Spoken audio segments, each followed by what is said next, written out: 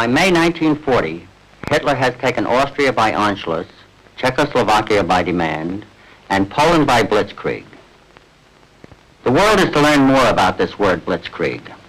It's Hitler's version of lightning war, an attack mounted with motorized infantry, fast-moving heavy guns and tanks, and sudden death from the sky. It brought Poland to her knees in less than 4 weeks. Now in 1940, Hitler is ready to turn his blitzkrieg on the West. New targets: Holland, Belgium, France, and then across the channel to England. Before England, though, he must defeat not only the armies of the continent, but an expeditionary force of 250,000 men stationed in France. Defeat or capture of these tough professional soldiers will mean the end of the British Army, and probably of England too. Hitler orders the lightning to strike.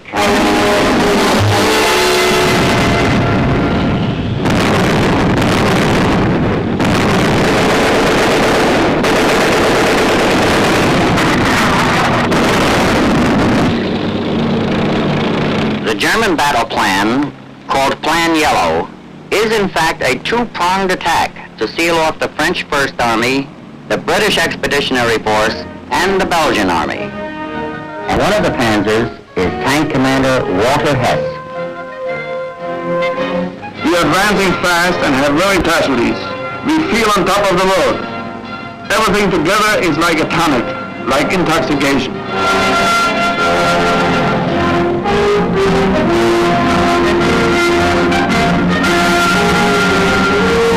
I'm aware of the superiority of the German army technically as a combat unit, and also in our training and morale.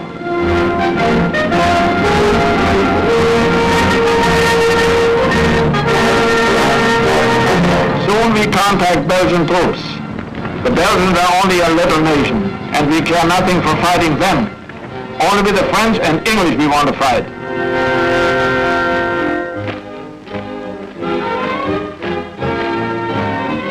The British Expeditionary Force reacts swiftly to this German invasion, moves east to meet it the same day. One of the British soldiers is James Halstead. We're heading towards Lille and into the general area of the Albert Canal. We meet with most welcome arms. It's Vive l'Anglaise. They figure you to be a savior. Of course, we are close. During the First War, we've been close for hundreds of years, and we're welcome now.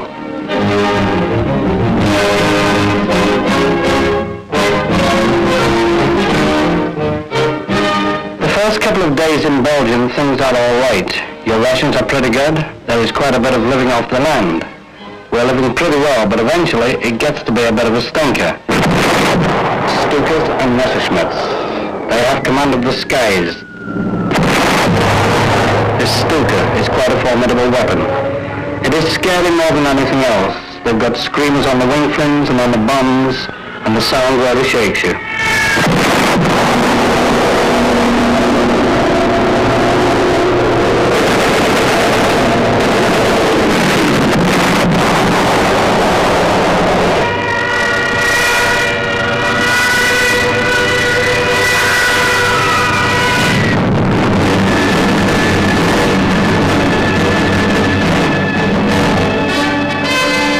3 days after the invasion, on the 13th, Rommel, now deep into Belgium, takes his 7th Panzer Division across the River Meuse.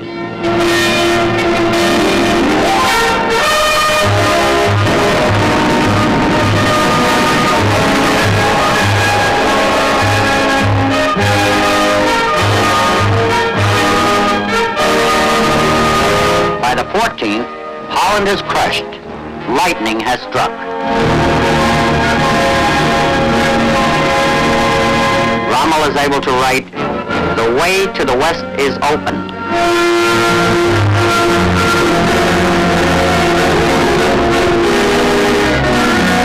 When you see the Belgian and Dutch armies get sliced up so quickly, and the French armies, and even the British Expeditionary Force ruined by this terrific onslaught of tanks and planes, you figure you're going to lose a battle, but not a war. You get a feeling, it is a typical British feeling, that we'll bumble through somehow.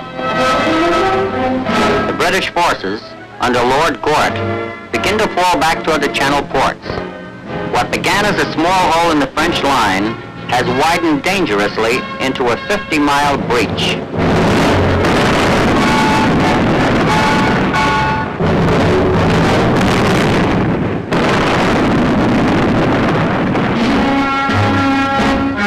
Nobody for sure can say he enjoys warring, but this first encounter with the English troops is for us a satisfaction. I'm sure that this war in the West will end shortly in victory.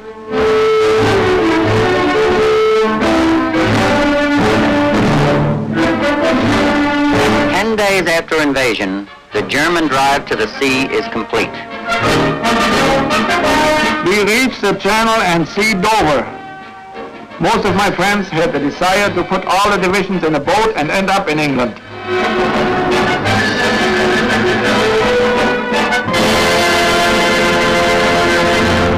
Along with the retreating armies and the advancing armies comes still another, the Army of the Homeless.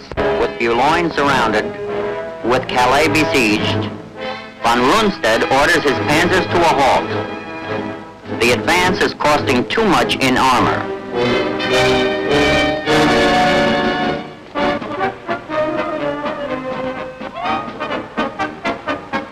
When you are 2 weeks between baths and you are riding in a hot panzer, you get to smell like a tiger.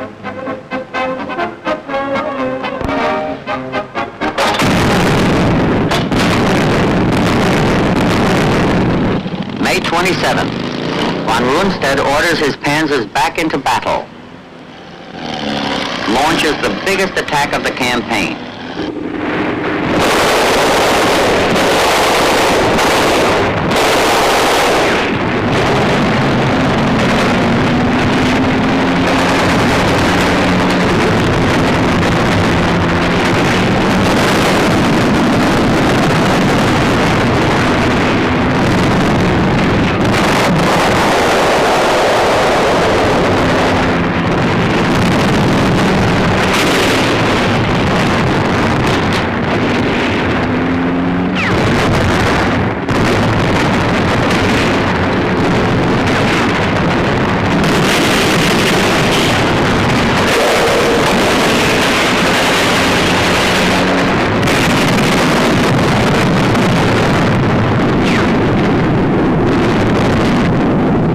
We start hearing a lot about Dunkirk.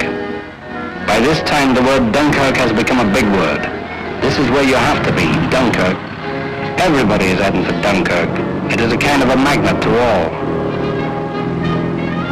With the German pincers closing from both east and west, and with the ocean behind them, the British consider a last resort, a full-scale evacuation from the French Channel ports.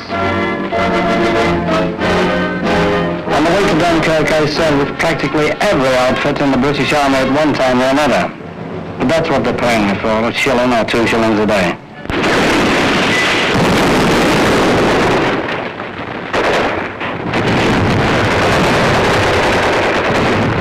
May 27th, 1940.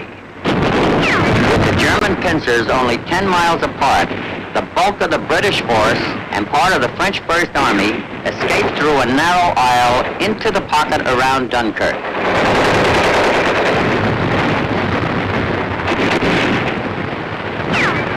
A defense perimeter is established at the line of canals around the port city.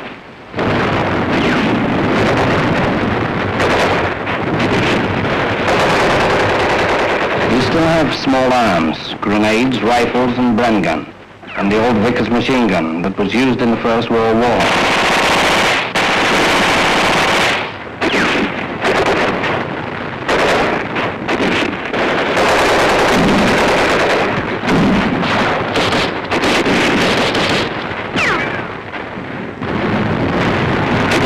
On all sides of the pocket, the battle to hold the perimeters around Dunkirk rages furiously. Dunkirk is held in a death grip. The fight moves from street to street. If it is to be taken, it will be taken one house at a time.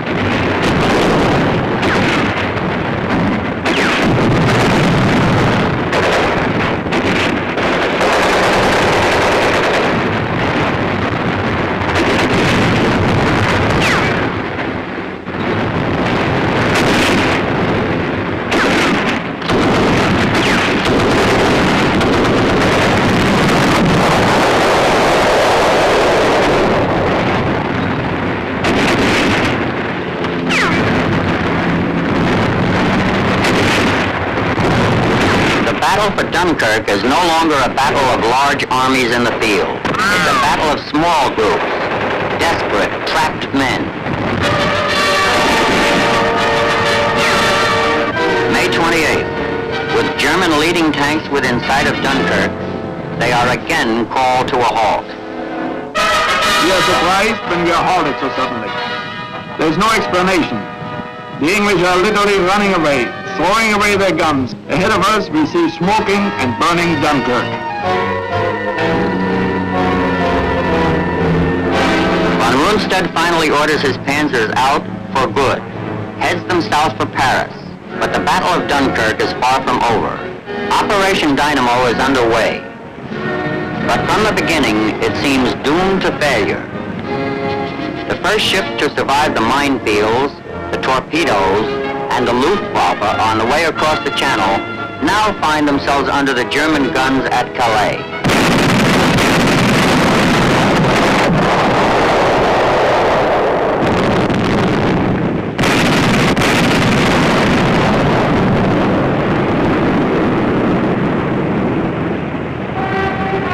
Once inside of Dunkirk, the big ships discover they are too big for its shallow waters. They can't get in close enough to take the men off. Only 7,000 make it out the first day.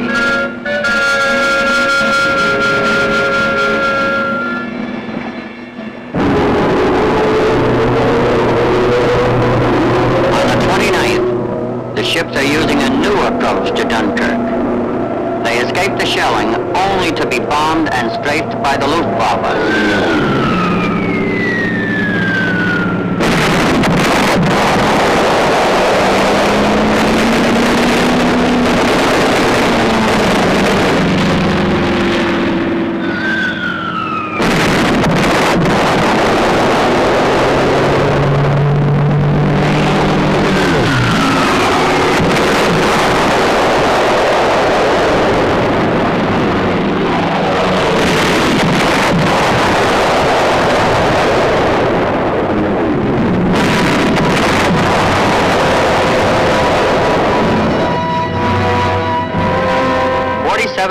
Troops make it out on the 29th. Late afternoon, a signal goes out from the beaches. Dunkirk harbor blocked by damaged ships. All evacuation must be from the beaches. But in this one day, 3 destroyers have been sunk, 6 badly damaged. The Admiralty, alarmed by the loss, suddenly orders all new class destroyers withdrawn. Without them, Operation Dynamo is in trouble.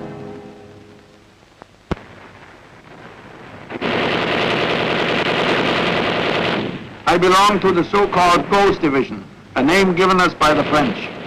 We keep popping up so unexpectedly that they give us a name, the Ghost Division.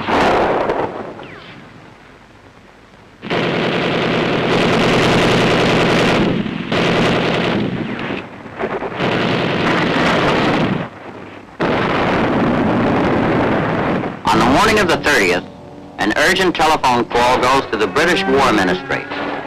Perimeter cannot be held for long. Send as many boats and as much ammunition as possible.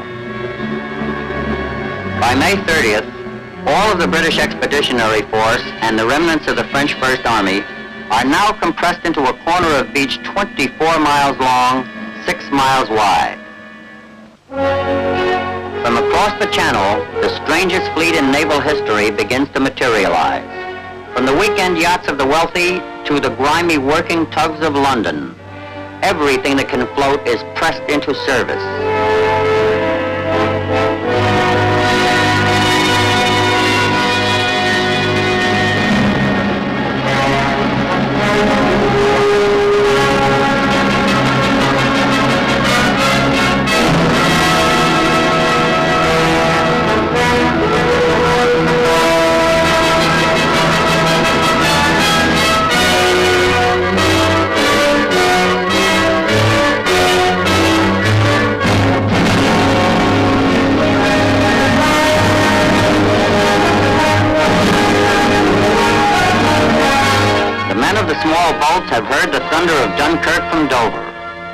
Neither that nor the news of disaster holds them back.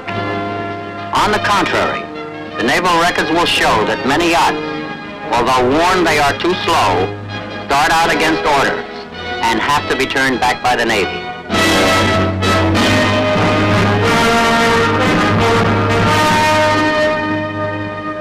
They get in everything together, everything they can lay their hands on. And then you look out there and see what you consider to be rowboats. And this is it. This is the way you get back to England. If the day belongs to anyone, it belongs to the little boats.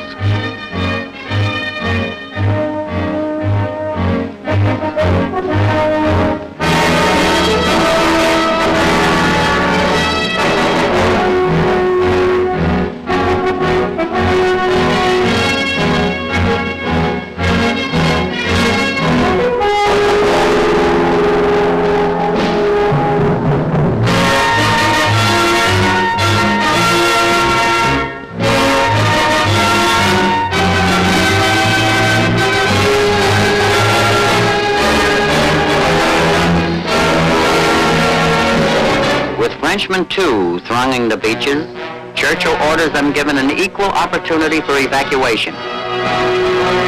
By the 31st, 200,000 men have been lifted.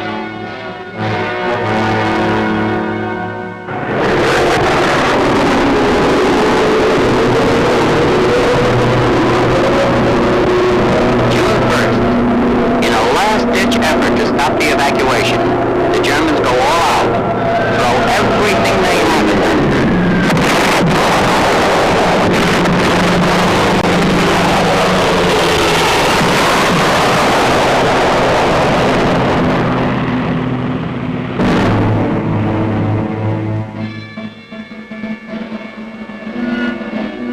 By the end of the day, 31 ships have been sunk, 11 badly damaged.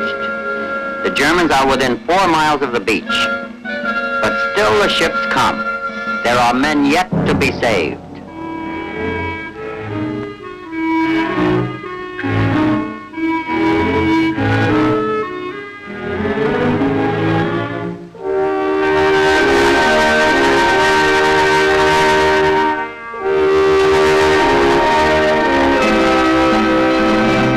I get on 2 boats and get put off for stretcher cases. The 3rd time I make it, I'm going home on a minesweeper.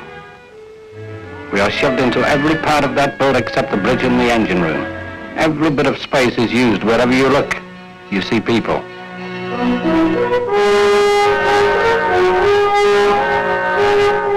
Some of the guys get lucky on the destroyers and they get fed. Cocoa, hot drinks and everything. Not that anybody really cared, we just wanted to get the hell out of there.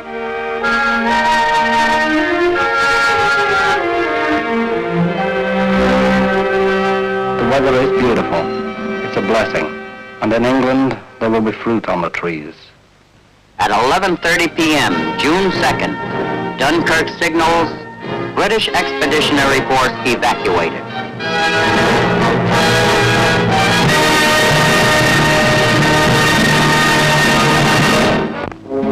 At 9 the morning of June 3rd, Dunkirk surrenders. 40,000 troops, mostly French, and including the brave men of the fighting rear guard, are left behind. This is the tragedy of Dunkirk. After Dunkirk, Walter Hess moves south for the occupation of Paris, later fights in Africa where Rommel awards him the Iron Cross.